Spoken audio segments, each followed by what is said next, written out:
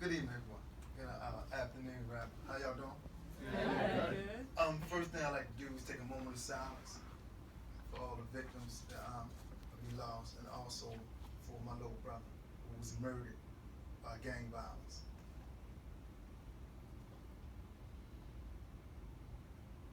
Thank you.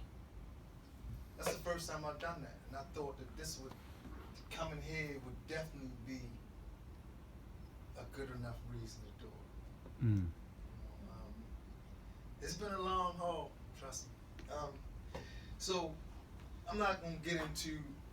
I'm like, I don't believe in all the sporadic and the talking and grandstanding. I'm not gonna get into. Is this one? I'm not gonna get into all of the statistics, and everybody know numbers, right? What I am gonna tell you exactly what we do. And how I do that is I like to paint pictures. So this is what Safe Streets does. 3 months ago, this is an actual true event, and this is called a mediation. And this is one of our founding points of what makes us strong. 3 months ago, I got off work. It's about 11 o'clock at night. I had a late night. I have $25 in my pocket. So I goes home. In the area which I live in is crime infested, but I don't work in that area. But I stay in the area because I want the little people to see something different from what I seen when I was growing up. I want to see positivity. I want to see him a strong young black man who's able to live here by himself, obtain living. I got 2 fancy vehicles. I want to see him get me in and out of it without selling ad drug. That's one. Right. So I gets out of the car. Once I hit the corner, I noticed that there's tension in the air. So you got one set of people here, and you got one set of people here, and it's like a face-off. So I look, and I see on this side, it's a homeless lady sitting on a bus stop. And I teach my people that homeless people are our biggest allies. Why I say that? Anybody know? Come on, talk to me. We talking together. Anybody know why I say that? Huh? Because they always there, right? And they know how to make themselves invisible, right? So I goes to her and I said, what's going on? So she says, the guy over there in the blue sweatshirt says that the guy down the street with the red sweatshirt stole his cell phone when they was in the store. So now I know that this is a gang situation between the Crips and the Bloods, right? So I said, thank you. So I give her the $5 and I tell her to get off the corner. So I go across the street. Now I know the guy in the blue sweatshirt. I don't particularly know the one in the red sweatshirt. So this is my connection, which we call an enroll. So I goes to him and I say, man, what's going on? What's the problem? So he said, nah, don't. First thing he said, don't come to that Safe Street stuff, Corey. So that's all they. Wherever we go, when you hear that, we in. You know, don't come with that Safe Street stuff tonight. So I said, nah, what's the problem? So he said, nah, he took my cell phone. I know he took my cell phone. So I said, how you know? He said, well, it was only me, him, and the girl that I was talking to in the store. I said, so you telling me it was only y'all 3 in the store? Yes, it was only us 3 in the store. I put my cell phone down to talk to her. I go to get a number and it's gone. Now, we know that we talking about 2 gangs and also drug robberies, right? He got about 6, 7 cell phones. He's a drug dealer, right? So it's not about the cell phone. It's about something else. It's about, this is my corner, this is my area, you don't belong here, we more stronger than you, and now is the opportunity to show my force, right? So I said, okay, but now is not the time in my mind to get into all that. So I said, I'll tell you what, if I get your cell phone back, is this over with? So he says, how you gonna do that? You wasn't even around. I said, if I get your cell phone back, is it over with? So he said, well, you got as long as you got. So I said, well, how much time was that? He said, you heard what I said. So I know now that he sent for the gun. So now I know a war is getting to be broke out on a neighborhood street at 11:30 at night. I don't have no time to call nobody. So I said, okay, I'm gonna get it back. So I figured if I walk down the street, somebody's gonna come to me. And sure enough, when I bent the corner, a 16-year-old girl comes to me. Said, Corey, I know who got a cell phone. So I said, who got it? She said, brother. So I know that brother, he gets high. He's what the neighborhood call a fiend. So now I also know that knowing this, that brother is going to sell that cell phone, which is going to cause what? A war, right? So then I said, well, how do you know that brother got the cell phone? Because what did he tell me? What did he say? How many people was in the store? Three, right? So she said, well, we was in the store, so now that's 4, right? And brother came in after he dropped the cell phone out of his pocket, so he didn't sit it down, he dropped it. Remember I said it's not about the cell phone, right? So I said, okay. So now I know that what we said, brother is a fiend. So brother's hiding out because he got the cell phone. So there's only 2 places brother can be. And both of these places we call in our neighborhood bandominiums. Anybody know what a bandominium is? Yeah. What is it? Empty row house. No, they're not empty. I'll tell you what, think about your best friend, whether it's a female or male, your sister. Think about them right now and think about their house and how nice it looks. That's a bandominium. Because they fix them up. They take an empty house. You was right, Patrick. They take an empty house, right? And they move in. And you'll go in there and you see $1,000 living room sets, 70-inch color TVs, and you'll be in there all day long until the police come and say, you gotta go. That's a bandominium. You will never know, right? So the people who does that, what they do is they rent out rooms to the fiends to get high, to do whatever they're gonna do, neighborhood drug dealers, right? Who take the rooms and bag up their packages of their stuff to sell because it's close in the area. They ain't got to go far. You know, the less traffic you have to use cuts down on what? Police interaction, right? If I can take my drugs and go from your office to get to this office without going all the way out to the next building, it's easier for me to transport. You follow me? You understand? Yeah. Right? Y'all with me? Yeah. Okay. So I go to the first one. I'm going down the alley. I'm looking at my watch. Now I'm in the alley now. It's 12:45, midnight. I'm walking down the alley by myself, going up in the vacant alley, broken house, bang on the door, boom, boom, boom. Who is it? It's Corey. Brother in here? Nah, he ain't in here. Open the door. Open the door. I see who it is. I said, brother in here. He said, nah, Corey, I ain't seen him all day.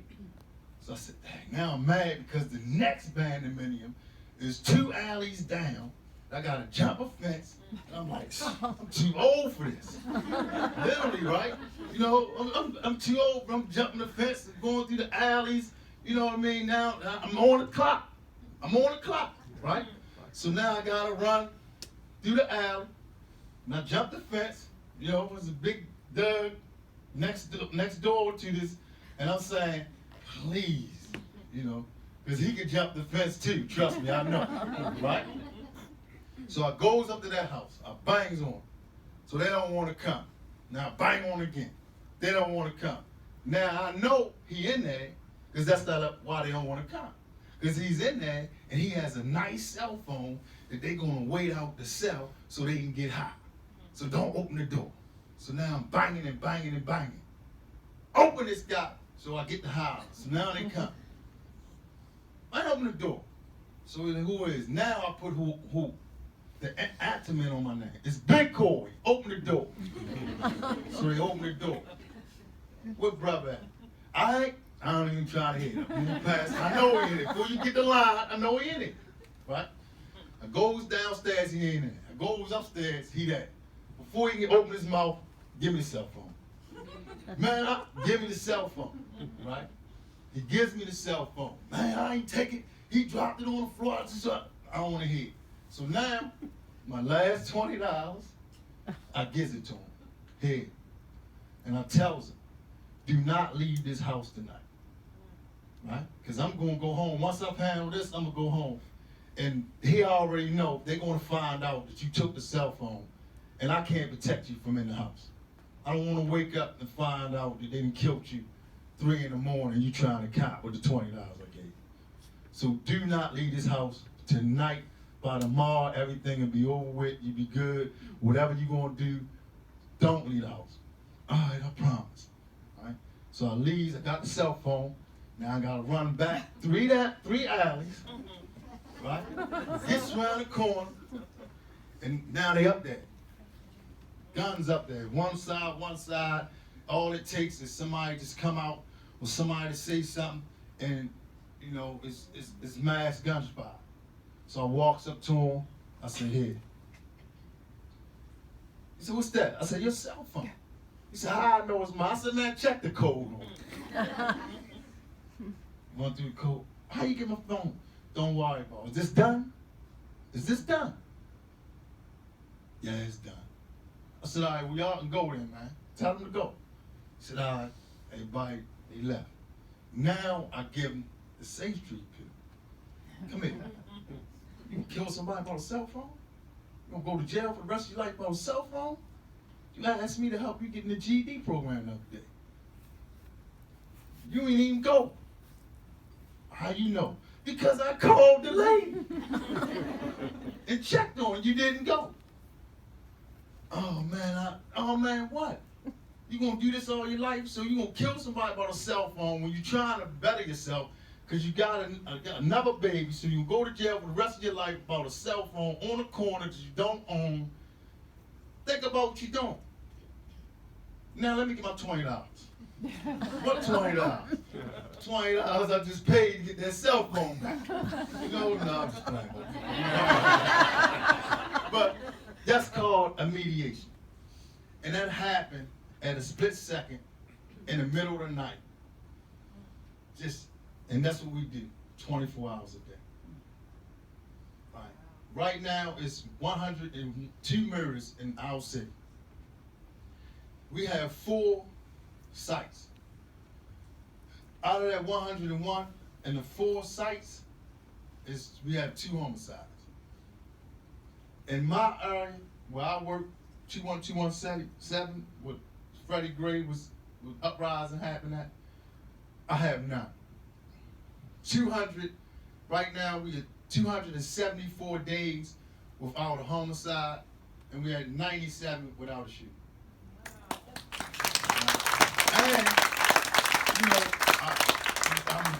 I'm gonna have a talk with William because the people in the neighborhood says to me, cool, ain't nobody get shot around here. The police got the guy from right here and he said it and they put it right there. See, when the community buys into us and the young people buy into us, they mad about stuff like that. When I go around there and say, man, who's shot around here? When nobody shot around here, it wasn't nobody shot, they get mad about that stuff. Like mad. We starting a boxing program, you know, where we teaching young men and young kids to box. Go back to boxing. Put them guns down. No, because when I was coming up, this was a fight. It was actually a fight. Whether you lose or you win, it was a fight. Now, the gun is the fight. And my number one goal is to save a life. So that's what we do. That's what I do. And that is called a mediation, right? Right. How we get the mediations? By canvassing. Canvassing is walking through the community. I invite everybody out. We walk through the community every day. My guys are in the community every day. Every day I'm in the community. I'm in the community now, different kind of way, because they keep trying to make me administrative. I'm like an old head. I've been working here so long, right, that I meet good people like yourself.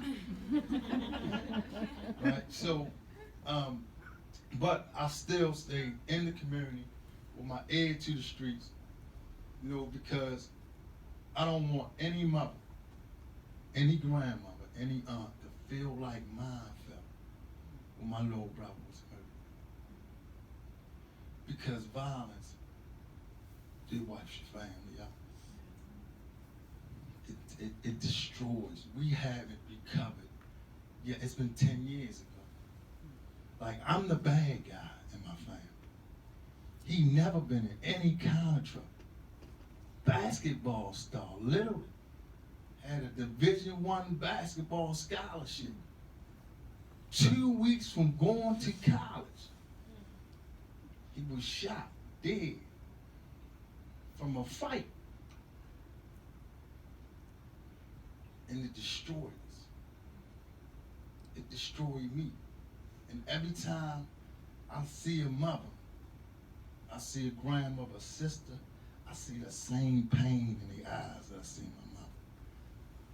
Every day, she has never recovered. Never, to the point it's eating her mind away. Because she put so much into him so he wouldn't turn into me growing up. That it's just killed her. You know, so I redirected my entire life to make sure that for everyone I say, they're my little brothers. They're my little brothers. That's our story.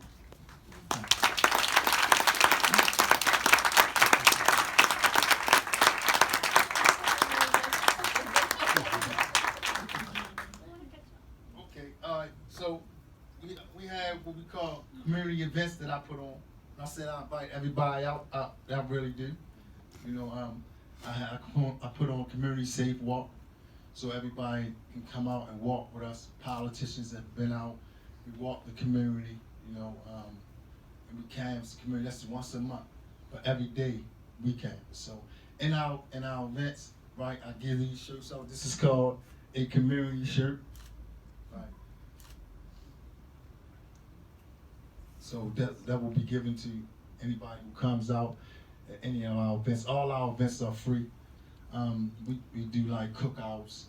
I do thank you for the supplies that's going to be put up. That's going to go to our back to school project, which I do every year. Last year I was able to pass out like 372 book bags with everything in there. So with kids, we work in a project area, so a lot of kids do not have that. So I was able to raise that, so I was proud of that. So then we have, see, and also the strategy with this is, right, that the young people wears this, you know, because it's cool, it's black, the oil color, you know what I'm saying? So, but, you know, that's how they look at it, right? But how I look at it is when I go down the street and I see 6 or 7 of these shirts, and I see somebody standing there, and there's 4 or 5 of them, what they looking at? Stop shooting, right? Start living. So that's my strategy. That's how we think. You know, if somebody looking at this back and forth all day long, it's always in their mind. Stop shooting, right? So also, for the little people, I give these out. Right? You know? So we have a lot of young people wear these in our community. Back and forth. When they look for it, they come to, they mad if I don't have nothing. I'm telling you, they mad. For the first time, I have successfully beat out the moon bounce. I'm telling you. I'm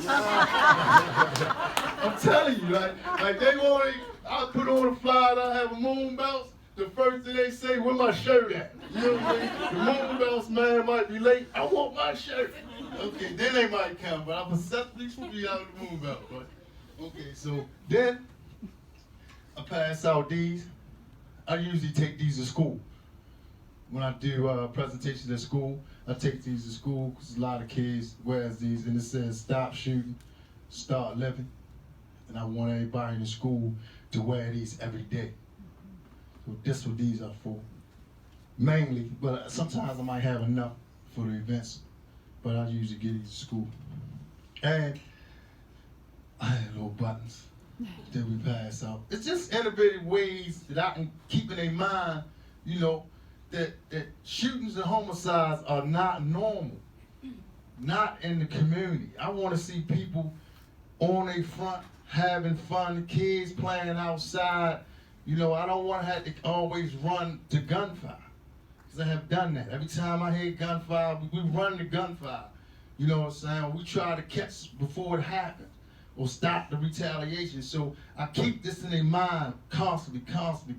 Like, this is not normal. You know, the Marine Corps have not come down and passed out free shooting to anybody around here. So you shooting up and down these streets, hitting innocent people. It just locked a guy up 3 years ago, killed the little baby. Y'all seen that on the news in Baltimore? You know, 3 years old, he's shooting up down the street and killed the little 3-year-old baby playing outside. That's not normal in our communities. And I want the people in our communities to understand that. So this is another one. Also, poster, these are for mainly office people, business owners to put up, and homeowners to put up in their house, put in your office, or, you know, or business. And this right here, if you get a chance, I'm gonna leave these here. This is stuff that I help with. I help with state IDs, I help with birth certificates, job placement, recreational training. So, you know, I'll take some from high risk to low risk and get them working. Right now, I'm scheduling to put in 8 people in driving school. And that's for me saving there, pinching here, pinching there to pay for 8 people to get their driver's license. And then I'm gonna get them to work. So that's another thing that we're doing. And I like to say thank you. And as our salute, this is the Safe Streets salute. So when I say, what do we want? Y'all say, Safe Streets. And when I say, when do we want it? You say now, right? What do we want? Safe Streets. When do we want it? Now. What do we want? Safe Streets. When do we want it? Now. Hold up, wait a minute. Hold up. There's too many people in here that be talking. Now, I know we can get louder than that, right? This is a nice old big pretty building. We look like, wow. It's a real nice building. I think they should be hearing us on a couple levels up, right? Right? We talking about saving lives. We talking about safe streets, right? Right. So what do we want? Safe Streets. What do we want? Now. What do we want? Safe Streets. What do we want? Now. What do we want? Safe Streets. What do we want? Now. What do we want? Safe